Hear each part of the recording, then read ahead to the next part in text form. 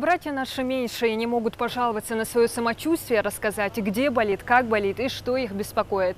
Но пока на свете есть ветврачи, мы можем быть за них спокойны. Сегодня в адрес ветеринарных врачей звучат поздравления и благодарности по всей стране за то, что они и в снег, и в зной в любое время дня и ночи осуществляют свою деятельность. Профессиональный праздник отмечает и Лидия Куртоева, директор Республиканской ветеринарной лаборатории. Свою жизнь с этим направлением она связала еще 26 лет назад. Окончила Московскую ветеринарную академию. Лидия признается, что работа с животными ей сразу пришлась по душе. И каждый правильно поставленный диагноз – спасенная жизнь. Подтверждали правильность выбора.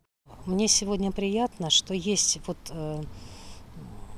такое направление, как ветеринария, особняком стоящее, которое может сегодня дать очень многое не только населению, но и в целом вот всей вот нашей республике. Это и безопасную продукцию проконтролировать, выпуск безопасной полноценной продукции.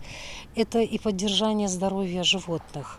Ветеринарное управление Ингушетии функционирует с 1993 года. У организации 7 подведомственных учреждений, 5 ветеринарных станций по борьбе с болезнями животных и 2 лаборатории Республиканского и Назрановского района. Всего в штате около 250 работников. Главные задачи, которые стоят перед ними – недопущение возникновения и распространения особо опасных инфекций на территории региона, а также пищевая безопасность, недопущение некачественной продукции к реализации. Диагностические лаборатории у нас выявляют инфекционные болезни, такие как бруцеллез, лейкоз.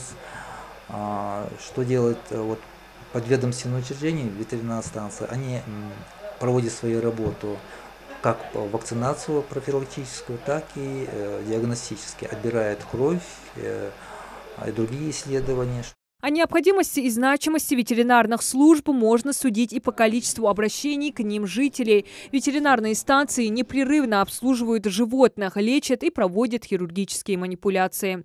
Я думаю, что лечение животных – это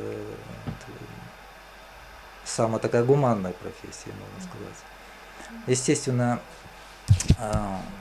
если врач лечит человека медицински, то ветеринарный врач – это человечество.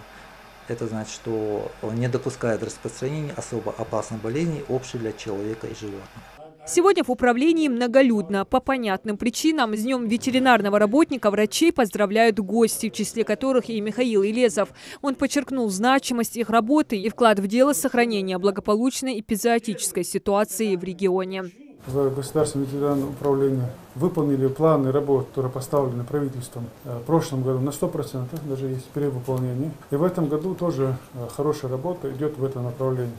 Мы видим слаженную работу всего коллектива, всех сотрудников ветеринарного управления. В Ингушетии немало высококвалифицированных специалистов ветеринарного дела, которые работают десятки лет. Важным показателем их работы является и тот факт, что за последние годы в регионе не было вспышек особо опасных заболеваний. Ветеринарии необходимо уделять больше внимания, подчеркивают гости. Служба ветеринарная во все времена и царское время была востребована. И ныне, и будет, пока будет животный мир. Халаты, что диха, цубаза-то дай рожденочка, ай эхки круглые сутки работает ветеринарная служба.